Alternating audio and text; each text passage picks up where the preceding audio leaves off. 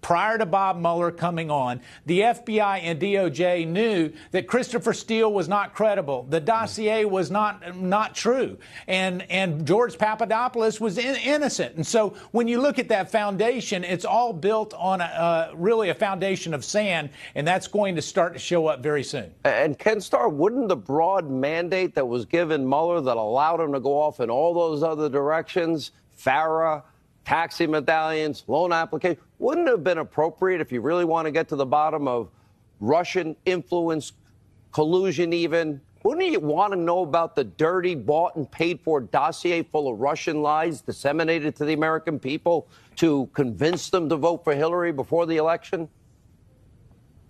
Of course you would. You want to know all the facts, including how did this all begin. Happily, as you know, Sean, we're going to get to the bottom of it. I have every confidence that we will, with the Inspector General's report and then with John Durham, the very respected United States Attorney. Here's one point I would make about Bob Mueller's statement that he had to clarify in the joint statement with Bill Barr, who, by the way, is doing such a good job. Bill Barr saved his sorry you-know-what. Let's be honest. He really did. He bailed him out and he was being gracious.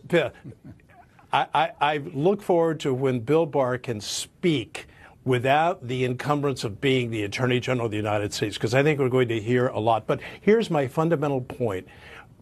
In his statement to the American people, saying essentially, this is my farewell, this is the last thing I'm going to say, I hope it's not, I hope he will be subpoenaed if necessary, Bob Mueller said, I'm paying tribute to the integrity of the people who worked for me.